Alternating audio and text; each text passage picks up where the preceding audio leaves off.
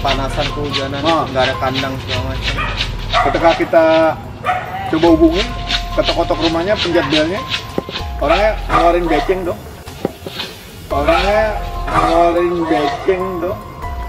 Saya tembak kamu.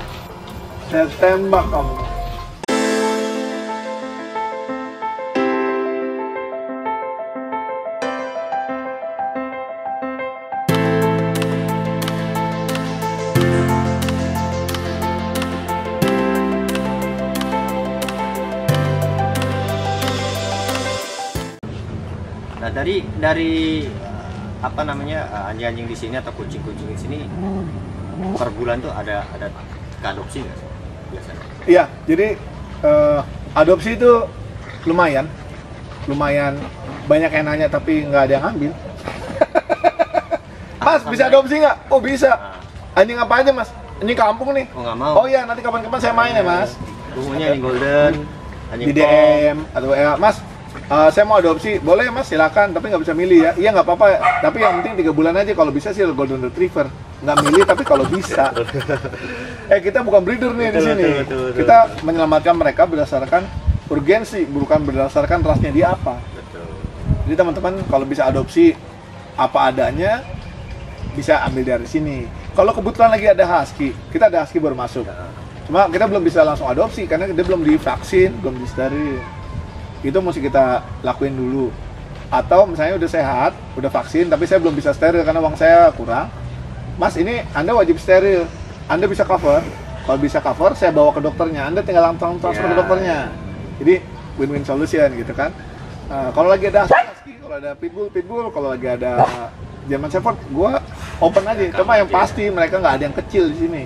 Karena kalau kecil masih pada imut-imut. Masih nggak ada yang buang kalau. Iya, kalau udah jadi masalah, udah jadi beban, pasti dilempar ke kita. Dan kalau nyari yang 3 bulan mah, itu masih top request, silakan cari ke breeder gitu. Tahu dia maunya puppies Malinois lagi. Wah, boleh. Mampir ke rumah. Biar hilang masa depan. Oh ya, waktu kemarin ya.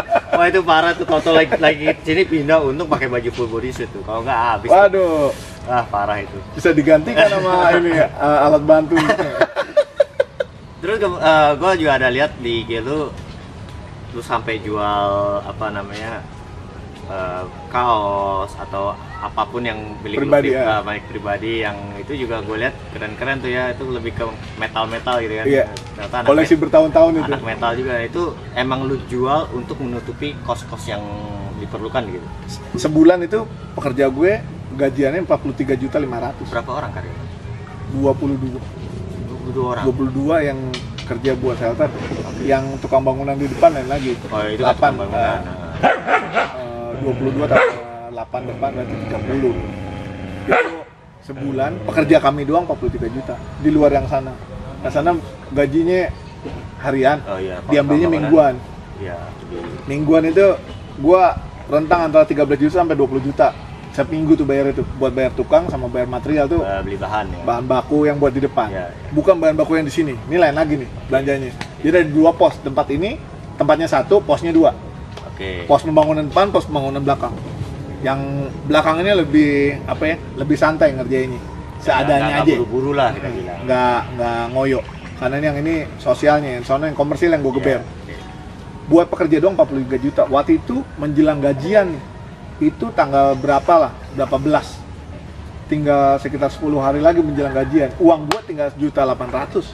Oke, terus? Gajian aja nggak ada, dog food besok nggak ada tuh. Oke. Gimana ya? Jual 8 lagi. Baju dia gua keluarin, gua kamera gua udah kejual, apa-apa motor udah banyak kejual, Nmax udah kegade kan. Baju metal ini, karena harta karun baju metal lumayan lah kan. Belinya sekitar 350.000. Kadang sebenarnya bukan harganya, koleksinya. Kadang kita waktu itu beli pada tahun 2001.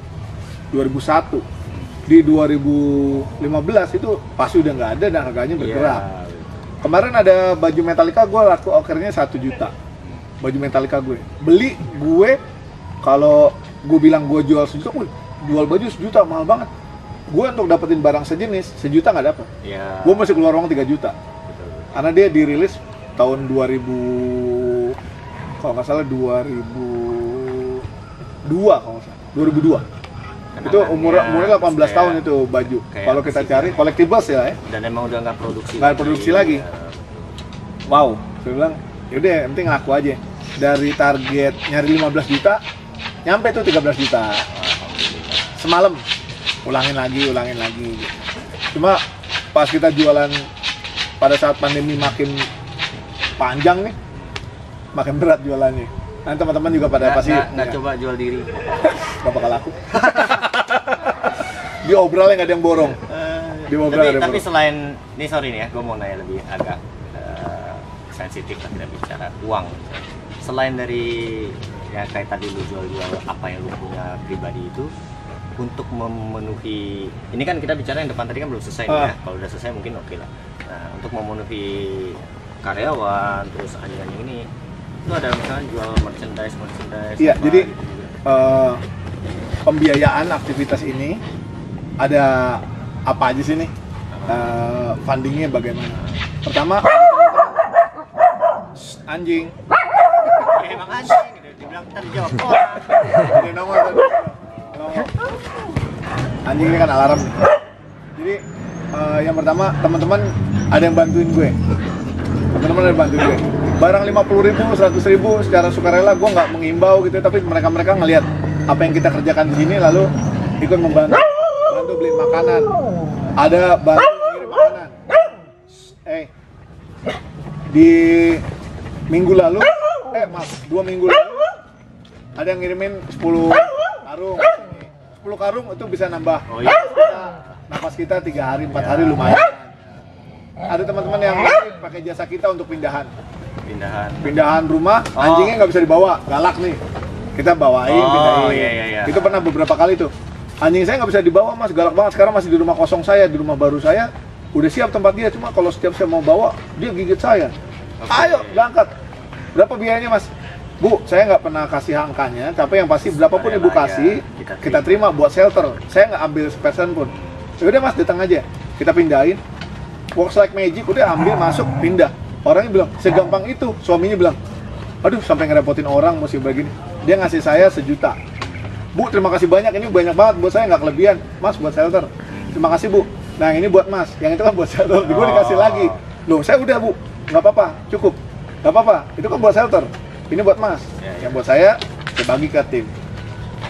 Ada yang masuk uang dari unit usaha. Kita bikin grooming keliling Jakarta. Iya, gua ada lihat juga kayak dog walker apa segala macam itu ya. Kita bawa anjing jalan-jalan ketika yang punya sibuk sedangkan anjingnya working dog nih. Oke. Jangan sampai kita punya pitbull, punya golden, punya labrador, punya husky, cuma di kandang doang. Nanti ketika di kandang mereka protes mereka nggak bisa ngomongnya ada bentuknya gonggong bilangnya nakal, berisik, dikomplain, nanti anjingnya nakal katanya. Padahal bukan anjingnya yang nakal, anjingnya sedang nggak punya waktu menuntut haknya. Ya. Nah, kalau di anjing menuntut haknya, pemiliknya harus memberikan kewajiban. Pemiliknya tidak bisa ada waktu untuk melaksanakan kewajibannya, kita jembatani. Dan kita kasih dog walk atau kita rawat anjingnya, kita mandiin, kita layanin se-Jabodetabek. Ada tim orang-orangnya yang tugas itu. Tuh, kita datang ke rumah, kita beresin semua. Dan contactless. Kita tidak berkontak, nanti bayarnya bisa cashless, bisa transfer. Jadi kita cuma datang ngurusin anjingnya, kita cabut, dan kita semua pakai protokol kesehatan. Kita cuci tangan, pakai face shield, pakai masker, semua. Jadi selama pandemi tetap terawat anjing-anjingnya dengan jasa pelayanan kita bisa. Terus saya memberikan konsultasi rehabilitasi anjing. Anjing galak di rumah, tukang gigit yang punya, atau berantem. Lu datang ke rumah mereka. Saya beresin, kita beresin. Nanti dapat fee dari situ, termasuk terus sebagai konsultan di label-label gitu ya, label musik. Kebetulan gue bermusik yang metal. Musik berisik-berisik gitulah ya, gitu. Gue juga kadang ada artis datang mau main di Indonesia, gue caloin nih, ibaratnya gue caloin, gue tawarin nih, mau nggak? Yaudah, gue mau dan bantu urusin nih, ya gue urusinin pada syaratnya apa, dapat fee dari situ. Jadi kerjaan apa aja lah, ngedesain, bikin baju, bikin masker, bikin baju, bikin jaket, bikin topi. Apa aja yang penting halal. Yang penting jadi duit. Iya. Jadi duit buat ke shelter inilah ya. Iya. Shelter ini. Teman-teman juga bisa bantu lewat benihbaik.com. Oke. Benihbaik.com. Kemarin abis transfer ke kita lumayan 49 juta. Itu bantuan dari teman-teman semua. 49 juta, gede banget. Lo ikut gue belanja biar lo tahu berapa. Iya betul. Karena kita cuma lihat nominalnya. Nominalnya gede banget, 49 juta. Ini kita cost buat ini sebesar apa gitu kan? Satu sak dog food 280.000. Sehari kita habis 3. Ya, dengan sebanyak ini ya. Kira-kira sekitar 750 ribuan. Nyemplung tuh anjing. Adi. Kejebur. Coba. Kas di sini kan. Nyemplung ya. Oh, si buta nih. Dijemur. Oh, buta.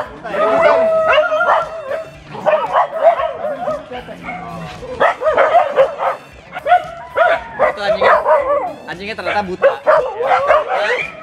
Tiba-tiba nyemplung ke dalam empang nih. Kita lihat bagaimana mereka rescue Anjing ini buta, tapi kalau dia dikandangin dia protes banget nih, gomel terus. Jam makan dia dilepasin. Kita lihat bagaimana dia rescue.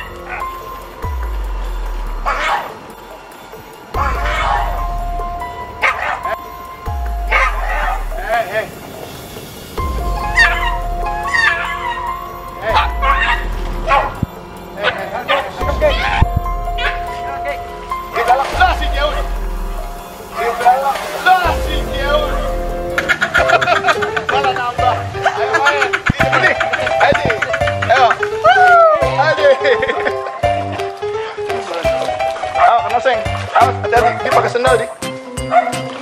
Si Jaus malah nyeburi. Jaus, main sini, Jaus. Sini, Jaus.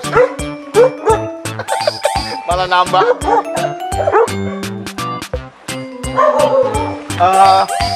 Enggak, bisa man. Ini si buta ya. Ya, lebih pakai list itu. Bisa lihat bagaimana dia rescue. Anjingnya galak juga, ternyata buta anjingnya ya. Dia pakai sendal.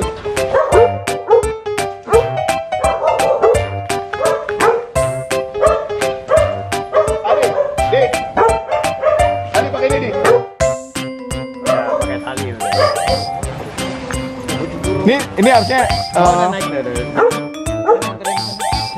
Bisa naik ya, Dun? Oh, bisa. Buta dia bisa tahu di situ. Dorong, pantatnya dorong. Oke. Itu ya, dia buta. Tapi di sini cetek. Ini cetek. Nggak akan kenapa-napa. Udah biarin aja. Oke.